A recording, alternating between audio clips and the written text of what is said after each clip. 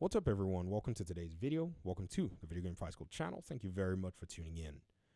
There's a conversation that I had lately, and it's one that I think we need to continue to put into perspective, which is, ladies and gentlemen, the reality right now that Xbox is bringing games and value, not just games and value. It's just kind of a double, pronged approach or triple pronged approach, however you want to put it.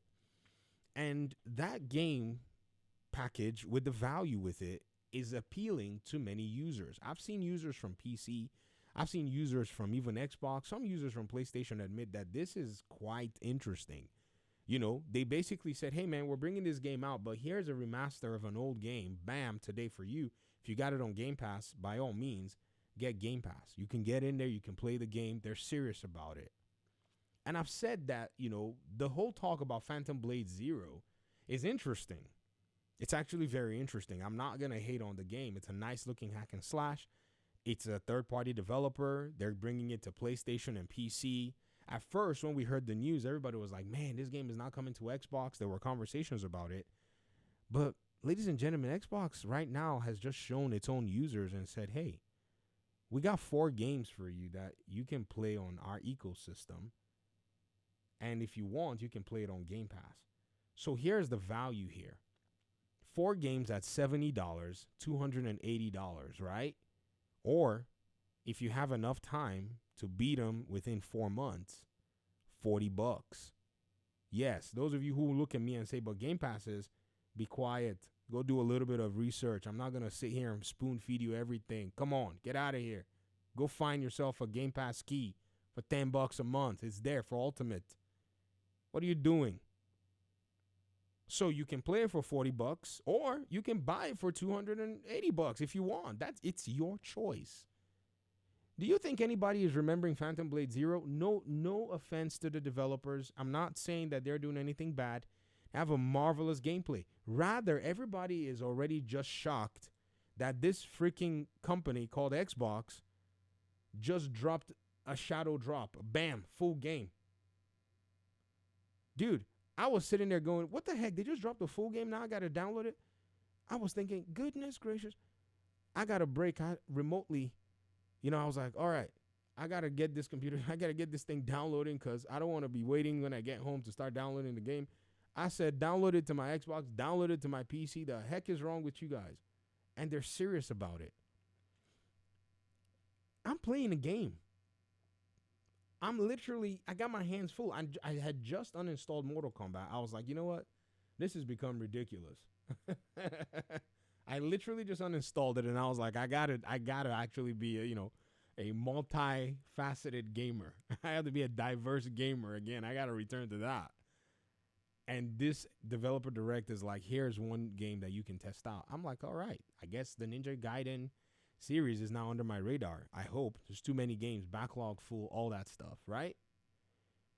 And I strongly believe that a lot of people are missing the point when they're wondering and saying, when they're actually trying to downplay this stuff and they can't necessarily see the value that it brings to the whole package, to the whole conversation. Now, here's the piece where I want to go ahead and say that from a perspective that I'm aware of, most people aren't going to care about the games across the aisle anymore if Xbox continues to bring this particular level of heat. We look at it in the PC side. You see, on Steam for years, many Steam users have sat there and said to PlayStation and even to these other, console manufacturers, we're not interested in playing your games if you don't, bring them to our platform. Even within the ecosystem of the PC platform with many stores and a plethora of different people serving, different PC gamers, some PC gamers are tribalistic. They literally are like, I'll play on Steam. Some are like, I'll only play on good old games. If I don't own a downloadable version, I'm not playing it. And these are significant pockets of gamers. These aren't just a small handful of people who are just saying stuff. This is a significant number of gamers. Hence, one of the reasons Dragon Age, the Veilguard realized that it could put a DRM free copy on Steam and went ahead and did so. Many other gaming companies can do that. Eventually, they're going to start all doing it. You're going to see.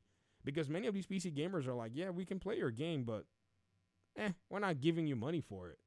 because we came here because we wanted to get out of the BS that console was doing. And so most PC players are not that attracted to all of this shenanigans, and many of them are not going to go buy a console for your game. It is this same mindset that I think right now the Xbox gamer is enjoying, because why? The Xbox gamers got value. Why did the PC gamer express that same mindset? Because they got great value from Steam. If Xbox can continue to give value to its own audience, they're going to start behaving like this. They're already behaving like it. And Xbox players, you didn't even notice. You now are now acting all bougie. Oh, well, I guess it's an exclusive that's not going to get my money. I've seen your comments. And I'm not saying this out of just, I'm saying this from reading your comments. I'm starting to see y'all are having attitude, which is quite nice. You know, it's time for some Xbox players to actually get some pride, you know. I've been seeing Xbox players, woe is me, no exclusives. Oh, but now Xbox players are like, well, that is the transformation that says I'm getting a good deal. That is the transformation that says I'm on a platform that's serving my needs. That is exactly what I've been trying to beat into your head, saying, guys, you guys got a AAA game. This is not new. You know what's very annoying is it's not new. It's not new. What even kind of got this all kicked off in my mind was Starfield. Nobody was looking at it then. Everybody was just so busy yelling at each other, yabba and this is nonsense. Yahoo, Starfield, it failed. The game is not there.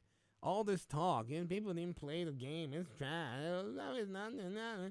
All the while, I'm looking at 280,000 concurrent players on Steam playing the game for full price, $90 version or $100 or however much it costs then. And on Game Pass, you could pay $30 and do the exact same thing. And I was thinking to myself, the Xbox player is living a bougie life. If they dial into the Xbox ecosystem, they're eventually going to be the next Steam user. Just being, oh well. But there was so much noise from Starfield had noise even for the start screen. You know that, right? Everything from the start screen to the loading and all this junk, it was all noise. Oh, Spider-Man 2. Yeah, Helldivers beat it in sales after all that talk. You see, it's all just talk. Once you ignore the noise and you just look at what's going on, you start to see, oh, there's more here going on, and noise is designed to distract you from the reality. Even if you hated Starfield, does it make sense? Like, you at least had the option to check the game out before you could realize, okay, maybe I want to dial in. And am I right? I've seen people say, well, I hated Starfield, you know. Okay, you chose to pay $80 for it, or you chose to pay $70 for it. I still paid $30 for the early access. That's about it, right? We all had the option. And I think at the end of the day, this is exactly why I've been telling and saying to the communities of players, like, especially the PlayStation gamers, like, yeah, it's great that you have these exclusives, but don't be surprised that some Xbox players are going to look and say, all right, GG's, we'll see you in 3 years when you're ready to come to Xbox. And at that point, if we're interested, we'll buy it when we see it. Yeah. Like another comment that I saw. Oh, Kenna Bridge of Spirits is on Xbox? Oh, it's $35. Oh, well, I'll buy it when it's $20. Literally. Somebody wrote that comment on one of my videos. Here it is. I'll show you. Carl wrote it. Said, I had no clue Kenna came out on Xbox. And it's 35 pounds. Sorry, I said dollars. Darn. Once it gets down to 20 pounds, I'll pick it up. That's the Xbox gamer right there, man. Bougie. I know y'all. It shocked you, didn't it, that he's gonna actually buy that game, innit? And y'all said Xbox players don't buy games. Yeah, sure, because of Game Pass, right? So this particular area now shows, and you could call him the hardcore Xbox gamer. You could call him the Xbox aficionado. You can call him the Xbox fan. Whatever you want to call him. He's eating good when it comes to the lineup of games that's out there. That is the point that Xbox needs to get to, constantly dropping and releasing these games. And there's a lot to release. They just need to time it just right. Every time you hear something, boom, about some PlayStation exclusive, bam, do like a reminder. Hey, by the way, we're giving you this game on Game Pass. People are going to start to dial in, man. The young generation coming up, they're going to start to look for value. They know that they have options to them, so they exercise them.